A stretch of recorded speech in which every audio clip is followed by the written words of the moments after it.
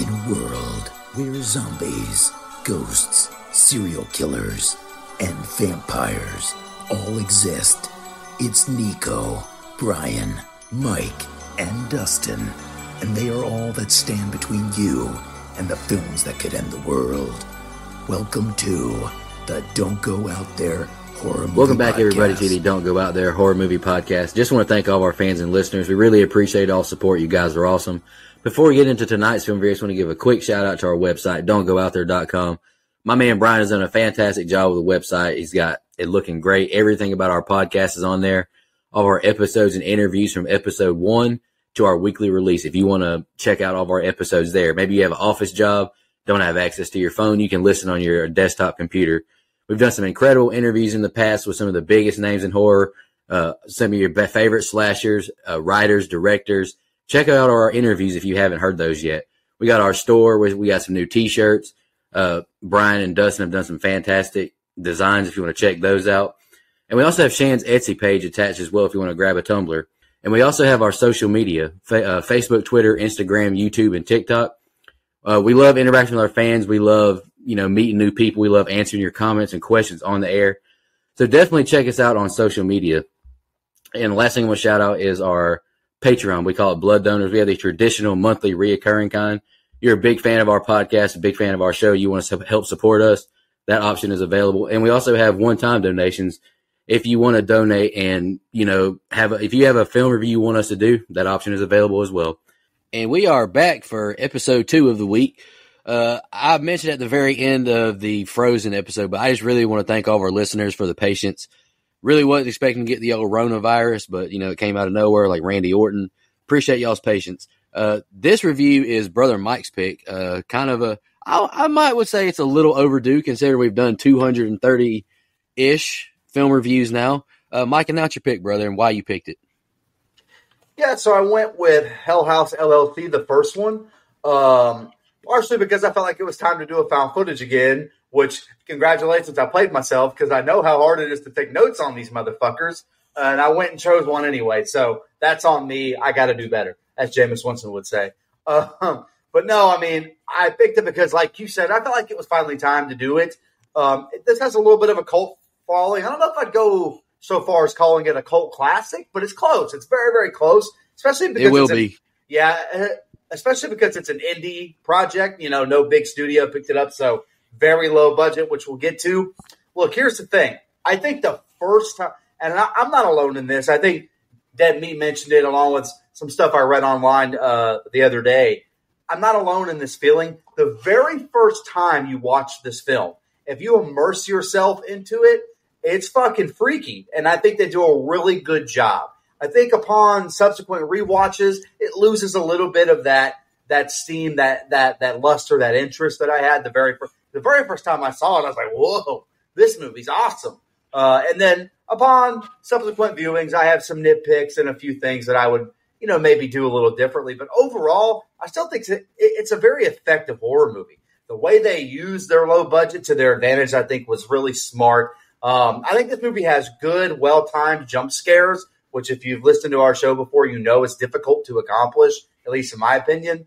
And I think they do a good job with the camera, the sound effects, making it feel like a home YouTube video that somebody found. Like, that's kind of what this feels like. I know they're shooting it like a documentary, but all in all, I think there's very effective scares, very effective kills on and off screen, and I'm excited to talk about it. And one more thing, and I was going to wait until we got into our opening, but I have to proclaim it here because me, Nico, Dustin, all shit on Cloverfield for basically having no reason to film what was taking place. This movie at least gives you a reason why they're being filmed. You may not like the reason, but there's a reason why everything's being filmed. So I want to give it that little nod off the top there. Better than Cloverfield. Brian, who's not here tonight, suck it. Dude, Cloverfield sucks. Yeah. Respectfully, that movie is terrible. Disrespectfully. I said it. Man said wearing this together. All right, anywho, my general thoughts. I've seen this movie brought up. I'm in a found footage group on Facebook, and I'm in a lot of horror groups on Facebook. This movie gets brought up a lot, and I feel like either people love it or hate it. But I'm one of the few that's kind of just in the middle. I think it's okay, it's rewatchable. I think the cast, I think, is like lightning in a bottle. I like the cast. Like, they have good camaraderie. I vibe with them. The second, I've only seen the first two. I'll throw that disclaimer out there. I don't think the execution in the second is as good, but it does have some good jump scares. The second, we'll get to that movie at a different time. That black and white clown is horrifying. We are getting Stephen Cognetti on our show. It's in the works. I'm excited to ask him, have him tell the story about how they came up with the look of the black and white clown. It's a really good story once you hear that. I think this movie does have some good jump scares. I agree 100%, Mike. But it just has some of the classic found footage things that I just don't like. At the very end, it just ends, and it's been documented that it was made by a documentary. How the fuck do we see that? You know, like, who edits this stuff? Like, that's just a classic qualm that I have with found footage. And I also am not a huge fan of the movie starting off with the ending and then cutting into the inner. I think it just has a weird setup. But I do enjoy the movie. I would definitely rewatch it again, but it just has a few issues. Okay. I actually I disagree with what you said there, Nico. I like how it started in, in the ending, and then it took us back, because once we get there, it's kind of more of an epiphany. It's like, oh shit, that's what was going on. Oh, that's what we saw. Right. I had not heard of this movie, to be honest with you.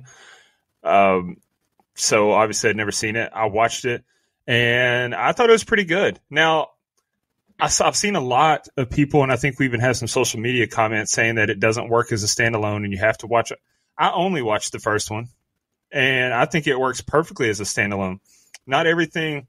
Yep. I was having a conversation with Aaron Cabrera on Twitter yesterday about this. Not every movie has to be a franchise.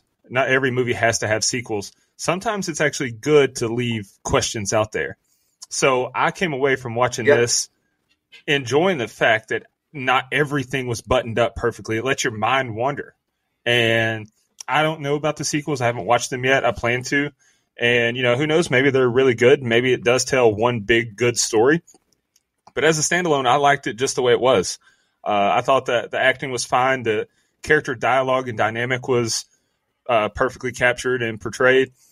And, I do like found footage films for the most part. I have in my notes, I'm glad you jabbed at Cloverfield, because I have something about Cloverfield in mine as well.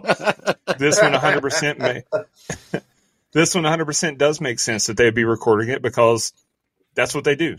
They go in, they make a new haunted house, they document their experience so that they know how to improve upon the next year. Easily. Makes sense. Mm-hmm. There's security footage throughout the hotel, and so that makes sense that they would have that. And, it's got some nice twists. The twist at the end is well done. It's not a perfect movie. It was a bitch to take notes on in parts, because it's found footage. But they just talk. They're not doing anything. But it's got some effective scares in there. It definitely makes you feel uneasy throughout the majority of the film, and I thought it was a pretty good movie. Yeah. Go ahead, Nico. I hear where you're coming from, Dustin, about the beginning, but my whole thing is it's a found footage movie that has to get edited, that they said was, made by this film group. So I just didn't really like that it started with the ending, because that doesn't really make sense chronologically. If you're making a doc, I would say it would have just started with the YouTube video playing and the journalist talking. That would have worked for me better. Yeah, I get that. And I think it would have been better if it was, I think if you watch it from the stance of watching it as a documentary. Yeah. And so that's why I like that they brought in those quote unquote experts, or the side people, to talk about it, because it felt more like that. So then when you turn on a Netflix documentary or something like that, you do get clips of stuff later in the story, because they want to hook you from the beginning. And so if you look at it like, oh, this is a documentary I turned on, I think it works fine. But I get what you're saying for sure. That's just one of my classic things I bitch about, though, with found footage. Go ahead, Mike. Yeah.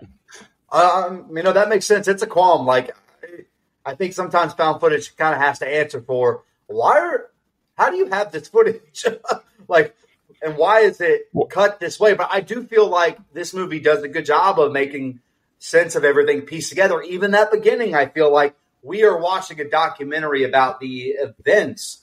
And I know what happens in the end, and we'll get to that. But I feel like having that knowledge that we're watching a documentary, not just, somebody picked up a camera and started watching film from it. Like, I like that it's at least pieced together somewhat sensibly. Yeah, so I think that if this was shot or if this was portrayed like Blair Witch Project, for example, where they literally just found this camera with the footage still in it and they rolled it. But this one, they interviewed people. And so, like, they set it up like it's documentaries. That's the reason but other times when that happens, I agree with you 100%, Nico. That bothers me as well. I agree. I'll just go ahead and say, sorry, go ahead. No, go ahead. I'll go after you. Oh, no, my bad. I just want to say I have not seen the sequels either. Just being honest with you, because I do think it works as a standalone. It had no desire to watch the sequels until we did it for this week. Now, after we're recording, I want to go and watch part 2. I'm very curious because people all in the comments, which Dustin mentioned, hey, this works better as a trilogy. It was always supposed to be a trilogy. I'm curious. I will say I'm scared that it's going to do what a prequel does, which is answer questions I was not asking. So I just don't want this first movie experience ruined for me, I guess. No, I think 2 is solid. But like you guys mentioned, if they started, I can't remember what the camera guy who stayed behind to watch the footage at the end. If you start off with maybe him on screen first saying, I went and found this camera and this is what happened, like you start off that way, it would work a little better for me. But I'm gonna quit bitching about the same thing. Y'all got any more opening thoughts before we jump into the scene by scene? Let's do it. No, man, you're good. Let's get it. All right. What you are about to see is a documentary on the mysterious events surrounding the 2009 Halloween haunted house tour tragedy. Diane and her cameraman interview journalists, witnesses, about their thoughts as we see them walking around the Abaddon Hotel. We see clips of the news on the tragedy. On October 8, 2009, a Halloween haunted house opened its doors in Abaddon, New York, a small town outside New York City. News reports say they don't know if any staff members survived, as tour goers are in confusion getting treatment from EMT. Author Robert Lyons is clueless and says, watch the video, you tell me. We see the original YouTube video now as tour goers enter the house. The clown actor from the basement runs upstairs to customers' confusion and flees the house. Panic ensues as everyone runs and flees from the basement. Emergency workers arrive on scene as people panic. We hear the 911 call now, and a reporter says the causes of death were from a malfunction. The town kept it very hush-hush. Not even family members were told about what really happened. The journalist says he snuck into the hotel and took pictures. Blood on the floor debunks there was a gas leak. Journalist says no way he would ever go downstairs into the basement. Sarah Havel, a member of Hell House, reached out to documentarian Diane Graves and agreed to an interview at a hotel near Abaddon. She has not been heard from since the tragedy. We see the start of the interview now. Sarah says she's been staying with family and is in a better place now. She says it would be hard to deal with if people really knew what went down. Sarah pulls out a bag of footage to show everyone what was recorded by the others. She says she hasn't seen the footage. That was kind of a nitpick. The police didn't ask you what the fuck happened. But like we mentioned, Brian's not here tonight, so Mike, go ahead and kick us off. I'm guessing, my just own answer to that qualm there, Nico, is that maybe, she went into hiding. She's been with family. The police couldn't find her, ? Like, wasn't sure of her whereabouts. Maybe something like that until now, I guess. But anyway, that's just my own headcanon, not it. But we talked a lot about the beginning, so I won't get too much into it. But I like the way this is set up. It feels like Dustin mentioned, a Netflix true crime documentary, which, when one pops up, and, Nico can attest to this. He's a true crime guy too. When a new good Netflix documentary pops up, buddy, I'm all in. I'm invested. I want to see what the fuck the crazy thing that's going down is. And this feels in the beginning like one of those. And I think that they do a good job kind of setting me in that mood.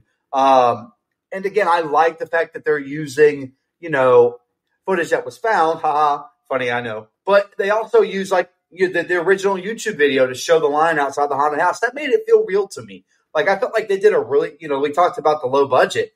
Did a really good job, effective, making this feel like the line outside of a haunted house, which I don't know about you guys, but I've done before, local haunted house. This is what it feels like. There's a long line, takes a long time to get in. And I kind of feel like this captures that really, really well. And then, you get the more of the documentary set up with a reporter and a photographer that have kind of gone in the house. And mostly, this stuff is just interviews, kind of setting the mood.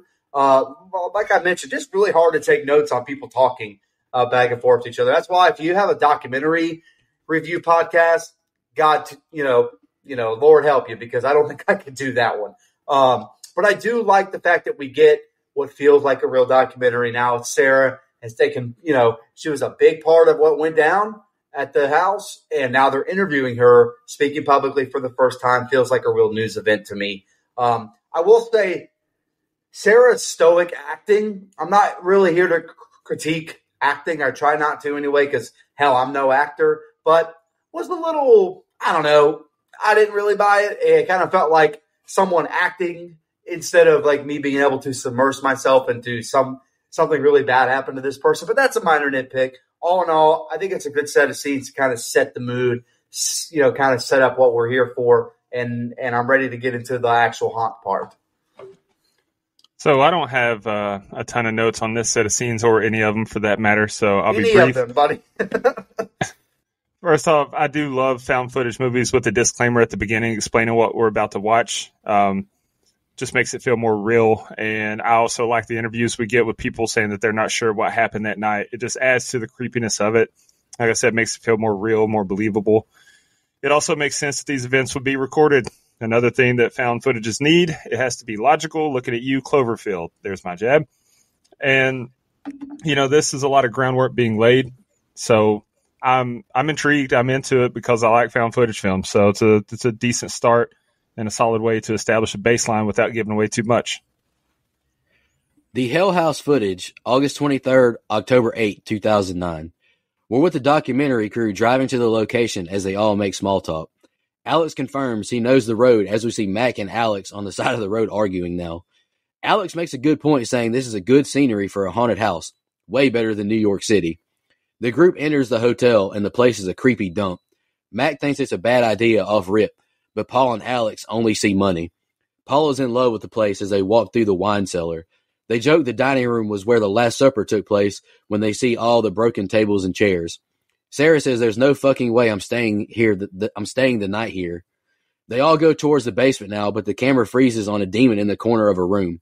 We see the basement has a pentagram as Alex discusses his ideas for the haunted house. They all comment on the weird walkie-talkie noises, and Sarah is disturbed by all the Bibles down there. Alex doesn't understand why they're so disturbed. This is supposed to be a haunted house. Diane asks Sarah about living in an abandoned hotel. It took a week to get power on, and that's when they started staying there, and things began to change. The crew is having drinks at the bar and talking about Disney characters they dressed up as. They clown Paul, the alleged puss slayer. Paul says Queens was a good time as they continue to converse. Alex really believes they're going to do just as good numbers here as in New York. The others express some complaints, but Alex appreciates them and has the camera cut. All right, Mike, that's the next set of scenes. What'd you think? Yeah, so this set of scenes is basically just kind of getting to know our characters. You mentioned really liking the ensemble cast. I do too, and part of the reason I like them is because I don't really love any of these characters. Maybe Paul because, hey, man, everybody's a little horny sometimes. What can I say? But, Alex clearly unlikable from the very beginning, money hungry, seems to kind of take advantage of people that are his friends that are loyal to him. I think that starts to get revealed more as the movie goes on. But I like their interaction here. As far as banter, I don't really like or particularly like any of them. And I think that's why the movie works for me, because I kind of want to, I want to know what happens to these guys. I want to see that. More just kind of, the backstory, or not so much the backstory on the house, but getting inside the house, taking a look at it, what it looks like, what it was left like the last time. I mean, it's an abandoned hotel for all intents and purposes. So I don't know why I said it like that, but I did. I said it intents and purposes, but it's intents and purposes. So anyway, just ignore me real quick. But no, I do think one good thing they did in this set of scenes is that freeze frame on that demon. And I know I've seen some people complain about it like it's Signs Jr., how the alien kind of like, no, man. I feel like for the budget they had, the way they worked the camera with these things going on in the background, I thought was brilliant. Like, I think every time they do that, it's really well done. The pentagram being down there, kind of cracked me up because that's a little bit too much of a red flag for me. Like, if there's a pentagram down here, I'm probably going to leave, man. I'm not going to lie. Even me. And you guys know I'm not superstitious in this way. I'm probably like, there's something weird's going on down here. So, yeah, man, I thought it was a good set of, like, background scenes for kind of setting up what we're about to get and getting to know the characters a little more. It's very standard found footage in the beginning of this set of scenes. It shows the origin of the recording and establishes some character dynamics, so no problems with that. It's just kind of, it is what it is. It can be expected. I like the reveal of the creepy shadow in the corner. Like, it's easy to miss, but I love how they rewound it and paused it on it to show us again to really hone in on that and drive it home. And, man, this place is an absolute dump. So it's a great setting. Like, it looks creepy as hell.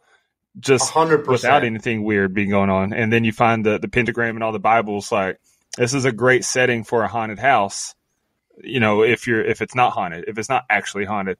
And the fact that it turns out to be it really makes it that much cooler, because if they just found this empty building with some cobwebs, that'd be one thing. But this is a real shithole. So, yeah, decent set of scenes to set us up in the right direction. Hey, really quick, Nico, I'd like to talk to Steven about the set where they filmed this, how they found it, how they got it all to be. Like, I don't know any of that backstory. I didn't look it up before we did the show. I'd be really interested, because if they just kind of lucked into this, how fucking great was that, man? Like you mentioned, Dustin, like what a perfect setup. And I don't know if they changed a whole lot about it or what, but I thought they did a really great job of making it feel like this was an abandoned house / hotel. Like, I think the setting for the movie is really, really sharp, man. If I'm not mistaken, this is actually a haunted house that they rent from somebody. Okay. I listened to a couple of interviews he done, and like one of the ladies who owned it, like worked with him and all that. So yeah, she wanted to look good for the movie, but we'll definitely talk to Steven about it. Yeah, it was, go ahead. I'm sorry. Oh, I'm sorry. I was going to say, it was filmed. I've got it here in my fun facts. I'll go ahead and say it now. The Abaddon Hotel does not actually exist in real life. It was filmed at the Waldorf Hotel in Lehighton, Pennsylvania. I think that's how you say that, Lehighton. Run by Angie Moyer, who served as the film's set director. So it'd be cool to look into more of the history of the Waldorf Hotel. Sounds like a road trip, boys. All right. All right. Tony gets the monitors up. I'm in if you are. Fuck it. Let's do it. Hey, I'm down. Let's do it. Dustin can pay for it all. Tony gets the monitors up and says the basement is causing them problems. Cameras and walkies aren't working. Tony suggests putting a buff dude downstairs in a clown costume to help throw people out, just in case. Tony hangs up a mannequin as Paul supervises with the camera. Paul now records himself tickling some ivories with Hector, a prop. Paul's in bed vlogging September 5th, 3 weeks into the Hell House renovation. Paul is down bad and horny. We see a demon figure walk into the room and stand in the background. Paul hears a noise and asks, "What's up?" and it walks out, not saying anything. He assumes sleepwalking and goes to sleep. Paul goes into Alex and Sarah's room, sneaking too many shots of her in her panties. They're mad at him until he reveals the actors are here. Paul eyes Melissa as his potential mating partner from the balcony, creepily zooming in on her. The journalist says he spoke to a police officer and the first body found was a member with a slashed throat that was self-inflicted. What the hell happened, he asked. Journalist speaks on Joey now, the clown from the basement. Joey refused to talk to the police about what he saw. 9 days later, he was found dead in his bedroom. He hanged himself. September 18th, Melissa is told she's the main attraction by Alex. She's concerned with being touched, but he comforts her, saying it won't happen, and Joey will be down there to protect her. She asks why they're filming, and Paul asks what she knows about this place. She says the owner allegedly hanged himself in here. Melissa tells him things kept happening at the hotel, and they were forced to close. It's supposedly haunted. Alex tells Paul he's not off work, ever, and he gives Melissa a hand kiss as Alex kicks him out the room. The journalist has no clue what has ever happened in that hotel. He brings up Andrew Tully. Abaddon is the name of the demon who guards the gateway to hell. Some say Tully was a cult leader. Journalist comments on the guest who went missing from the hotel. Tully hanged himself in the dining room due to his business shutting down. All right, Mike, that's the next set of scenes. What'd you think? Yeah, we finally start to pick up on some business here, I think. I know it's a little convenient, but I actually like the fact that the basement's kind of messing up the camera operation. I think that's, kind of explains a little bit like there's something weird and off that's going on down there while we can. And you could even excuse it away as something technical if you wanted to, but I think there's obviously more layers there. We get a little bit of character development with Paul and Sarah and Alex and a few others in this set of scenes too. I think it's pretty clear Alex is kind of a dick. And I think Sarah, this kind of feels like a bunch of buddies hanging out, and then Sarah's here, man. Like she feels like really just not an outcast in her own group, but very different from just a bunch of guys being dudes, as Steve Addazio would say. And I think they kind of strike that balance really well. When I mentioned liking Paul in the first set of scenes, I just want to point out it was tongue in cheek. Everyone, he's a creep. The way he creeps on Sarah in her underwear, the way he creeps down at Melissa, very, very creepy. Speaking of creepy, Paul doing his little vlog thing, I like that they started this and then went back to it again, because I think this creepy lady hanging out, lurking in the shadows, I mentioned in the last set of scenes how they did that with the shadow or demon there in the back, just kind of freezing on it. Well, in this one, you get some movement, but not a ton. You get a lot of still, but you see her in the back of this vlog, and I really love the way they execute that. The way it's shooted, Jesus Christ, I'm dumb tonight. The way it's shot, kind of the figure's kind of catty corner off to the side. You can see the silhouette through the door that looks like a red light back there. I just think that's a really good use of your money, man. I thought that was a job well done and extra creepy. We get to meet some more of these cast members. And how one of them ended up killing himself, slitting a throat. There's a hanging, starting to kind of get some layers here of these characters that we're about to meet. And then you get the backstory on the house with Tully. And I felt that was interesting because I just like having a little bit of lore instead of, well, maybe this house is just haunted by these random people. No, there's a little bit of story here now. It's all kind of starting to not make sense, but I'm starting to put some pieces of the puzzle together, kind of figure out what's going on inside this house. So I think it's a really good set of scenes, honestly. Some of the visuals you get, just really good use of found footage style camera work, in my opinion. Yeah, it's very creepy and unsettling when Paul is talking to the camera at night and the shadowy person walks behind him in and out of the room. I really like how that was shot, but I almost wish that he didn't ever see him. I wish he hadn't turned around and asked if it was Sarah or whatever. Would have made it a little bit more creepy to me. And yeah, in the director's cut of the film, it's the clown is in the room, not the woman.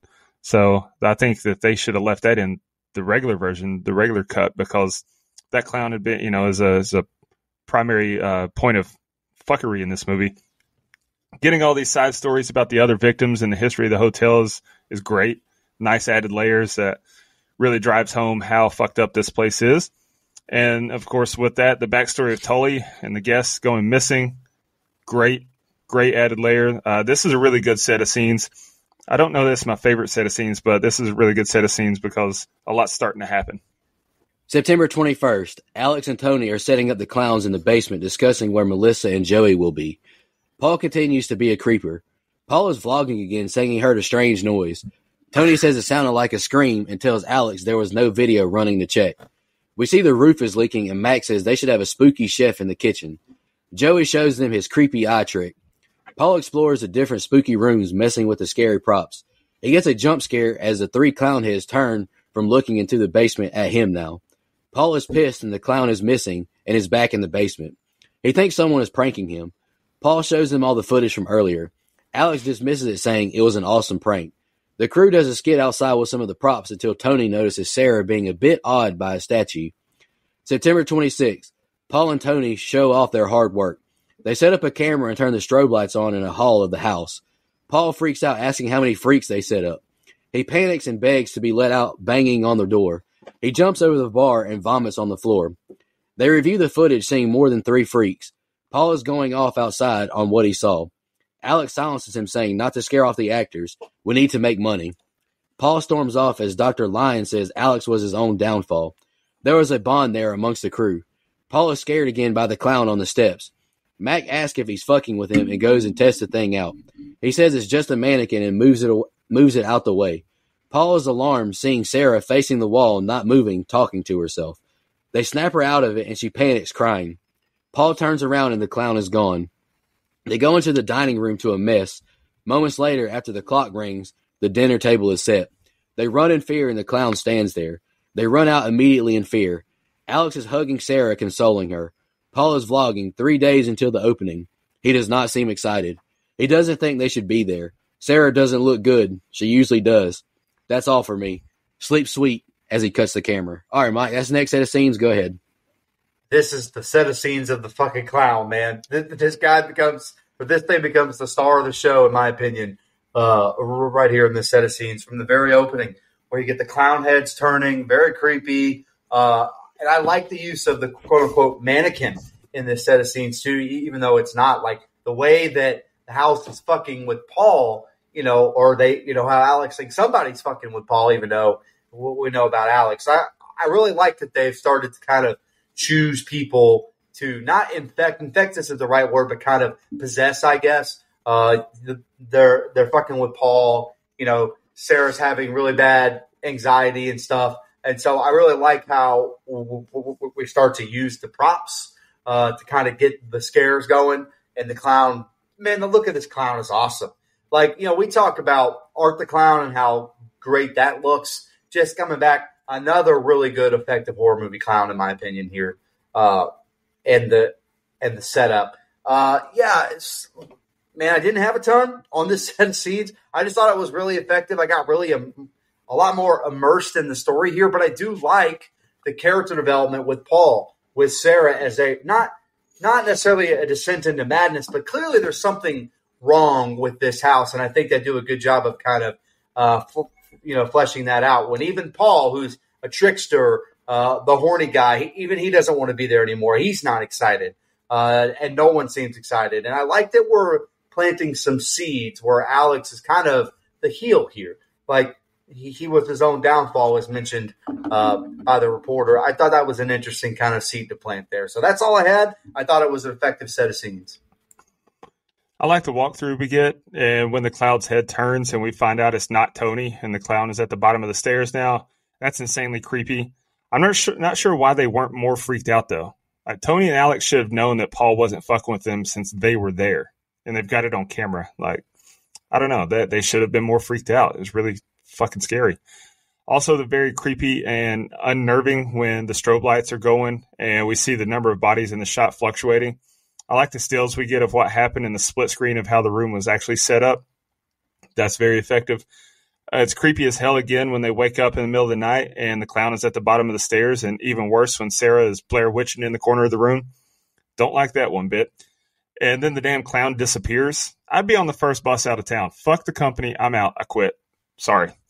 The candle lights, and the clown reappears. Like, I wouldn't have even gathered my shit or put my shoes on. I'd walk barefoot out of town. Action's really picking up at this point in the movie. This is the best set of scenes so far. Paul wakes up and we see a woman sitting in the room behind him. He hides under the covers when he sees her. He sneaks peeks and the woman is looking at him and approaching him in the bed. One last look and she's bedside and the camera cuts as he screams. Tony picks up the camera by Paul's empty bed. Mac is going off saying Paul is a fuck up and isn't surprised he flaked. God damn. Tony gives Alex his phone to call Paul, and it's a loud screech on the other end. Alex drops the phone from the scare. Tony and Mac hear noises downstairs and go check it out. They head to the piano until it suddenly stops. They think it's Paul, but only a freak is sitting there. The two grow scared, calling out for Paul. They go into the basement, and their breathing gets heavy in fear. Tony is terrified when he turns around, and the clown's heads have turned facing them. The clown heads have turned back around. Mac says it's Paul messing with them. They find Paul sitting on the floor. His eyes open, but he doesn't say anything. Mac is furious. Tony says to Alex, we need to call it off. It's not safe. Tony is furious, asking how the heads turn. He says he's out and leaves. Alex tells Mac to let him go, and Mac chases after him. Tony is sitting in a field, calming down, saying he can't leave. Mac consoles him, but he's pissed he wasn't told earlier. He does agree to come back. Diane asks Sarah about possible malfunctioning gear and if they were prepared for opening night. Was Alex of sound mind, or was it a slip-up in management? She says Alex did great rallying everyone. Diane asks Sarah why didn't she leave. The witness tells her story of going into the basement. Alex is talking to the entire crew as Melissa asks about Paul. Alex says he's under the weather and not to worry. Alex has everyone go get into costume and makeup. Tony goes to check on Paul, who is still not moving or responsive in bed. All right, Mike, that's the next set of scenes. What'd you think? And I thought this scene with Paul was really creepy yet again. Like, just a really well done, effective use of the camera. Like, I thought it looked really creepy. And I like the fact that again, finally we're getting some, I don't know, again, I just don't know if possession is the right word, but I think you all know what I mean when I say that, of Paul. And now the house is really starting to fuck with him. But if you're Alex, you can explain some of this away logically. Maybe not the clown's heads turning. I think that's a little much, and I would probably call it off at that point. But you could, if you didn't believe in all of this stuff, or if you were secretly behind it, you could explain all this away and try to rally the troops. You know, and if I were Tony, I'd be pissed too. I'm not so sure I'd walk back in there, to be quite honest with you. I think I'd have to call it a day. But I love the character development, the splintering of the friend group that we're getting here. I think is really good storytelling, especially leading up to opening night. And I like the fact that Sarah isn't so like boo Alex either in her interview here. Like, I think her almost defending his actions kind of, again, we're laying more seeds, we're laying more groundwork. I thought that was well done too. But again, clowns, star of the show, effective jump scares, effective scares. And I really like the set of scenes. It took a little bit of a dip from the last set of scenes where I felt like I was really, really, really invested, but not too much. I thought this was really well done. And really quick before you go, Dustin, the scene where he's consoling Tony in like this wheat field or tall grass or cornfield, I thought was kind of out of place, a little funny to me. It looked like a 90s dramedy for that matter, but I mean, I thought it was fine. So, did Bro really hide under his covers like he's 7 years old? I don't think that works, bud. I mean, I'd be freaked out, but Jesus Christ, be a man. What the fuck was that? Who hides under their covers? The piano playing the same tune that Paul was playing earlier is a great touch. That was creepy as hell. You get great tension when they go looking for Paul, and then when they find him, he's clearly not the same. Like, he's not himself at all. You get a great nature shot when Tony says he can't leave, which I know Brian appreciates. So when he hears this, I know he's going to be nodding his head, agreeing and saying, hell yeah, brother. Beautiful setting in that field with the evening sky in the background above the trees. Very Kubrick-esque. I know he loved that. But yeah, this is another effective set of scenes. October 8, 2009, opening night. Alex loves the sign and is thrilled by the line of people. Mac checks on Melissa and Joey downstairs, making sure they're okay.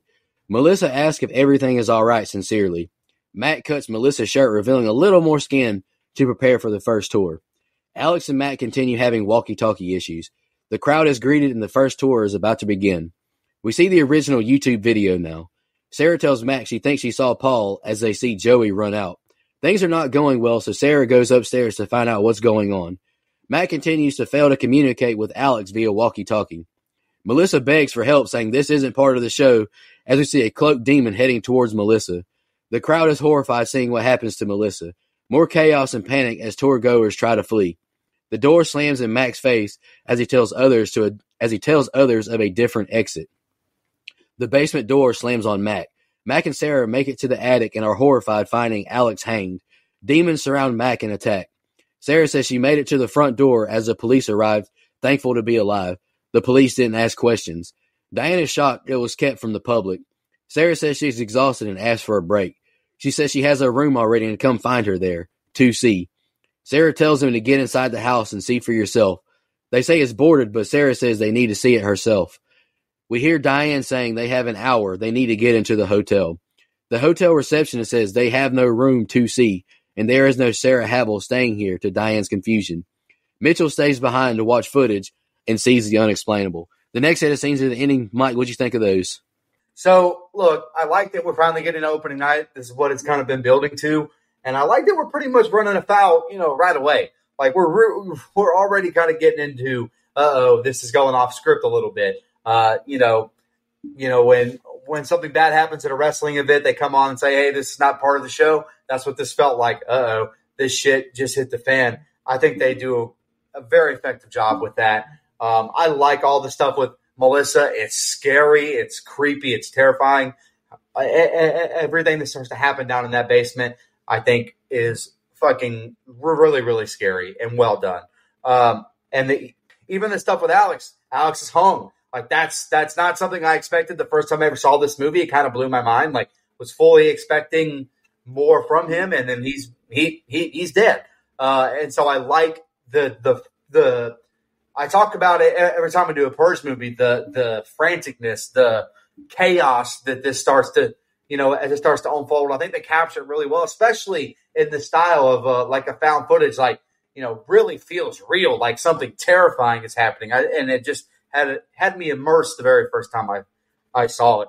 And I like now that we're kind of not settling down, because the last set of scenes has a lot of stuff, but we're back with Sarah. We're doing this interview, and this is when the first time I saw her, I'm like, oh, something's off here, because she tries to get Diane to go into the house, and that was a big red flag for me, and I thought was a really nice see that, we're not everything is on the up and up here. Not everything is as it seems. So I think this is a really good set of scenes. I love it. Probably my second favorite set of scenes in the film. Very unnerving when Melissa is freaking out saying it's not part of the show and Joey runs out. The mass hysteria is understandable. Like I'd be out too, but it was one of those things like, okay, like it kind of puts you in that state of panic because even the cast members and the crew are freaking out. I love how the footage from earlier is tied back in here with the people running outside and siren sounding. Like it made that more impactful to see it at the beginning to me. And then we see Alex, and this isn't what Sarah meant when she said that she wished he was well hung. So the Dementors closing in makes the heart rate rise even more. Very effective, intense scene there. Sarah encouraging the interviewer to go check it out is suspicious. Like she's trying to get them, set them up to get killed is what it felt like, especially when we hear that there is no 2C and no Sarah Havel sitting there or staying there. So yeah, that was a very, I don't know, it just kind of puts you on edge for the rest of the way. It's a good set of scenes. All right, guys, here's the ending. Sarah has a camera now in the hotel navigating around. She sets the camera down and hugs Paul. He grabs the camera and then begins bludgeoning her. We see her dying body dragged away as Paul hovers her. Paul kills himself with a piece of glass to his own throat. Nature shots as Diane and her cameraman make it to the Abaddon. Diane is thrilled seeing the blood on the walls and floor. She commentates on the house and where things happen. Cameraman doesn't want to go into the basement at all, so they turn around. They continue going through the house as we see flashbacks of the crew doing things in the same spot. She declines a call from Mitchell as they head upstairs. They find a room 2C and go inside. They find Sarah sitting on the bed. She turns around and they see her battered face. The door slams and they turn around to Sarah standing and cloaked demons who attack them. The camera falls to the ground as we hear the piano playing. To this day, the tragedy at the Abaddon Hotel remains a mystery to the public. All right, Mike, that's the ending. What'd you think? Yeah, I think this is a really effective kill, even though you can't see the whole thing, at least in the cut that I watched. He slits his own throat. You kind of see him slump off camera, but you can still see it. I think it still lands really, really well. Like, I think it's an effective kill for sure. And again, just more creepy stuff now that, you kind of get to see it from a different perspective because, like we said, Sarah handed over all these tapes, and so now you're kind of getting to see it from a different light. And I like that we're tricking Diane to go into this house. Like, it's like, what the fuck is about to happen here? And probably should have taken that call from Mitchell, man. probably a really good time to answer the fucking phone. Just throwing that out there because he's like, nah, I'm cool. I'm going to stay behind and watch this. And he was trying to give you a warning. I probably would have picked up the phone on that one. If I were Mitchell, you got a double call. Got a double call on that one. Like, hey, I'm trying to get your attention. Come on, man. A little bit more than one call. How about a couple texts? Hey, answer the fucking phone, bitch. Something, anything. But nope, too late. And we're up in room 2C, which I thought was a nice touch. And she mentioned it. Now we're in the house. And, we turn around and see Sarah, who I thought was dead. We find out she died, quote unquote. Now she's a ghost or something. Like, very cool twist ending. Kind of leaves a lot of open questions, which we talked about. That's a lot of people's complaint. But I like that. Like, I think it leaves a lot of stuff open-ended. I don't need to know every little thing. Like, just keep me interested and keep the story good. I thought it was a pretty fresh ending. And, of course, Diane ends up dead herself. And the end feels like the end of a real documentary, not knowing what happened. kind of following up with an on-screen graphic. I thought that was really well done. So all in all, I thought this was a really good way to close it out. And I do think it works as a standalone because of the twist ending myself. So, yeah, Sarah's dead? Who the fuck, what was going on in that interview? How was she doing that? Yeah, that's it's very creepy. We get a real close crotch shot as Homeboy slit his own throat. Interesting choice there. I probably wouldn't have went with that one, but hey, that's okay. Reporter lady, yeah, I agree, Mike. She definitely should have answered that call. Mitchell was trying to help her, and she needed to answer that phone call. But I agree, he didn't do enough. He called one time. Well, she didn't answer. Okay. And he went back to jacking off or whatever he's doing. Fuck that, man. Call multiple times, send text, like you said. Sarah's sitting in that room all creepy and bloodied, and then the Undertaker's druids appear. Hell no. Fuck that. This is a very unsettling conclusion to a very unsettling movie. I thought it was very effective. All right, guys, let's jump into our social media comments and questions. We'll start off with Twitter. Yeah. Okay, so I'll do X real quick. Andrew Ferguson with a two-parter. 1, watched it Monday night. I was so unnerved that I couldn't go to sleep. I immediately watched part 2 to find out what kept Tony from quitting. Part 2, the hotel the movie was filmed in runs its own haunted house, but they are doing a special halfway to Halloween specific to Hell House in May. I'm going to make a trip to the other side of Pennsylvania to check it out. Nice. Hell yeah, brother. Let me know how that goes. Also, really quick, Dustin, we didn't even hardly touch on the secret that Tony got told. Like, that was a little bit of an interesting thing. I guess that's really the reason why I'd like to check out part 2 as soon as we get done recording. I think I'm going to do that because I also would like to know why the fuck Tony stayed, because I sure as hell wouldn't have. Yeah, that's fair. That's really the only question from this one I would want answered, but yeah, that's fair. Kevin Scanlon said, I really like this film overall, but it's definitely not meant to be watched as a standalone film. It leaves the viewer with a lot of questions. Yeah, see, I disagree. I'm just surprised Kevin actually watched the movie. Mookie said, I disagree about this movie being a one and done. I think you can watch it as a standalone, but the sequels do help it flesh out more, and that's where people start having problems with the franchise. It becomes too fleshed out. Otherwise, by itself, it's one of the best found footage movies, 10 out of 10. See, that's where I agree with a lot of franchises, man. Like, they flesh things out too much. And then the Cool commented and said, this one would be tough. One of the few horror movies you can't judge without seeing the other ones. See, I don't know. I judged it just fine, I think. Yeah, I was going to say, I need to see the others, I guess, but I don't know, man. I think it works just great as a standalone. I really do. I don't feel like I need to see the sequels, but now I kind of want to because that's literally what half the comments were. China Turner, top fan, by the way. She says, this one surprised, or Cheyenne Turner, sorry. This one surprised me. Really liked it. Sequels are okay, but this one is good. I need to see the sequels, apparently. Apparently, that's kind of a big thing. Kylie Denise, big fan of the show, says, can't wait to hear your thoughts. First movie in a while that actually had decent jump scares, bloody clowns, or the laughing emoji. I agree about the jump scares. Very effective jump scares in this film.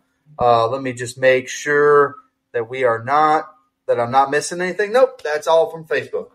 Instagram, Black Han Solo said, for the past few months, this film series has had me in a chokehold. I've been watched all 4 back-to-back several times, and knowing the writer-director Stephen Cognetti wrote the first 3 as one entire story and split them up into 3 eased all my confusion. That being said, I like 1, 4, 3, 2 in that order, but 3 and 2 are interchangeable depending on my mood.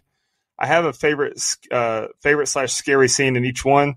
The series isn't perfect, but I still think it should definitely be added to the conversation when talking about fun or found footage horror. Those fucking clowns scare me, man. Anyways, can't wait to hear you guys' opinion on this film and the other 3 in the future. Stay gory, fellas. And he cleared up. He said, eased all my confusion from the first film. Missy Hutchinson-Wall said, I really like this movie, but anytime Sarah or Alex were on screen, I wanted to slap them silly. Understandable. And Laughing Man 45 said, you guys still doing, quote, Feel My Pain month? This movie was a turd on your boot on a hot day. 0 out of 5 stars. Seems a little harsh. Dang, okay. All right. All right, guys. That's it for social media comments and questions. Dustin, you got any fun facts? I don't have any. I got a couple. So, yeah, literally just 2. So after one of the scares, Paul, when he runs out of the strobe light room and throws up, that was real and not scripted. The actor threw up for real on camera. So that's really cool they left that in because it was authentic and it came across that way. And the other one's just about the word Abaddon itself. Abaddon, you can look it up. There's multiple meanings. It can refer to hell itself or a bottomless pit of souls. It also can be a demon who guards the gates of hell. It can also, and shout out to Dead Meat James for mentioning this, but it can also be a wicked women's wrestler on AEW, Abaddon. Absolutely. And also, something I meant to touch on is all the Dante's Inferno references throughout the script. I thought was interesting. We didn't really touch on it in scene by scene, but it's definitely there, and I'd like to ask Steven about it as well. Okay, no other fun facts, but the box office was around, no full number, but around $60,000. That's it for the first one. I thought that was, damn, that's low, man. That is tough. And no real theatrical release, so I didn't really find a box office number there. If one of you did, maybe. But it mostly picked up steam on home video, DVD, streaming, stuff like that. And that's mostly where it's caught its cult classic label from. So that $60,000 was a budget then? That's what I found. I don't know. Okay. Is that you said the box office was 60. I just wanted to clarify. So that's the budget, $60,000. The budget was 60. Yeah. That's peanuts. Nice, buddy. That's beans. That's a drop in the that's a drop of the piggy bank for Dustin Franklin. I know that. Yeah, for Brian Hathaway, I know. Yeah. For Brian Hathaway, he's not here to defend himself. Fuck him. I'm just kidding. Happy birthday, Heather. Yeah, happy birthday, Heather. All right, guys, let's jump into our favorite kill, least favorite kill, and the rating. I'll go first since my internet is fighting for its life like Dan did in Frozen. All right. Favorite kill, I'm going to go with Sarah just because it was on screen. It was a powerful moment. Least favorite kill, you can just go with any of the off-screen ones. I almost went with Melissa just because this isn't part of the show that was powerful, like Dead Meat mentioned. Quick rating. It's rewatchable. I enjoyed it. It's not perfect by any means. I have a lot of qualms with found footage movies, which I've already said. I've kind of said the things that bothered me throughout. I do still need to see 3 and 4, so maybe if I get a little more explained, maybe this score will change. But as of now, I give it a 6.25. All right. So this is Brian's. He said, knowing my love for the found footage genre, this movie has been on my list to watch for a while, so needless to say, I was super excited when Mike picked it. But upon my first watch, to be honest, I was disappointed. I was expecting that feeling when I first watched Paranormal Activity or Blair Witch and just didn't get it. I've heard the others make this one better, and admittedly, I haven't seen the others yet, but plan to before we, quote, hopefully have a surprise guest from this franchise soon. I'm giving this one a 5. Okay. All right. I remember he said he was disappointed, but okay. All right. Look, my favorite kill is actually Melissa just because of how effective and powerful, which is the word you threw around, was. I completely agree. And my least favorite is any of the off-screen. Although I do think there are some effective off-screen kills in this movie, but I guess I'll go with Paul. Or no, not Paul. Sorry, some of the early off-screen kills, like we don't actually see. That's what I'll go with. All right. So all in all, I think it's a really good found footage movie. I will say through subsequent rewatches, like I mentioned in my open, I feel like it kind of loses its luster just a little bit. But I can't unsee the first time I ever saw it. Like, that experience was really cool, really scary, really eerie, and it's hard to get me, and this movie got me, so I'm going to go off of that. And like Nico mentioned, I think it's super rewatchable. Like, I think you could pop this in if you have like a group of friends over and you that aren't like really big horror fans, and you could scare the shit out of them with a movie like this. I've actually done just that. So that's how I know it works. All in all, I think it's an entertaining film. I'm going to give this movie a 7.25. All right. So for me, my favorite kill was Melissa. The director's cut is available on Tubi, and I started to watch that one until I realized that the notes were done on the standard cut. But the director's cut shows her body sliding into a fiery pit in the basement. It was a pretty cool scene, so I'm counting it, and I'm saying that one. She's the girl that was chained up in the basement. Least favorite kill, look, any of the off-screen ones, of which there were plenty, specifically the main characters. Like, we deserve to see those, I feel like. As far as my closing thoughts and the my rating, like I said, I think this is a very effective found footage film. I won't say I liked it because, man, it made me feel uneasy at times, but it was really well done. I thought, especially when you hear what the budget was, $60,000 is nothing for a movie. So hats off to everyone involved. I definitely would recommend this movie. I definitely don't think I need to watch the sequels in order to appreciate this one because I appreciate it enough as on, but I do intend to watch the sequels. But yeah, I gave it a 7, and that gives us a composite score of, bear with me, 6.375. And IMDb has this one as a 6.4. So, man, we're right there on it. And I do want to start doing this. Just throw out the Rotten Tomato score. It's 75% on Rotten Tomatoes. Nice. Y'all got any final thoughts on Hell House LLC before I shout out the blood donors? And then Dustin can announce his pick for next week. All right, let's shout out our blood donors. Camper Level Reoccurring, Clayton J., Nina, Michelle Mirza, the Horror Movie Crew Podcast, Alex Seligson, Eric Doolittle, Sean Irwin, my boy CJ, Christopher James, Michael Evans, Camp Counselor Reoccurring, Edwin Hernandez Gunn, Joe Swinford, Adrian Aiello, Karen, Brian Samick, Andrew Ferguson, Matt Strickland, Brooke Maley, and Thorne David Phillips. Really appreciate y'all being blood donors. I can't say it enough. Times are really hard right now. The economy sucks. We really appreciate the financial support. Dustin, you want to announce your pick and what we're closing out January with? Yeah, man. I got to be honest with you. When you said Dustin will announce his pick, I panicked for a minute. I couldn't remember what I picked. But how could I forget? Listen, man. If I got a chance to make you two, specifically Mike and Nico, if I can make you two watch a Marvel movie, I'm going to do it. So excited for your original If I can pick a vampire movie that I like, I will. If I could pick a Jared Leto movie, I will because I like him. If I could pick a movie that I feel like was unjustly shat upon for the past 2 years online, I will. Because it's unjust, it's unfair. I'm going to defend it. I'm picking Morbius from 2022. I really was looking forward to your original pick. Damn it. I don't even remember what my original... Oh, yeah, Happy Death Day? Yeah. It's coming. It's coming. All right, y'all. Appreciate it. Y'all have a good one and hope y'all enjoy the episode. Just want to remind everybody,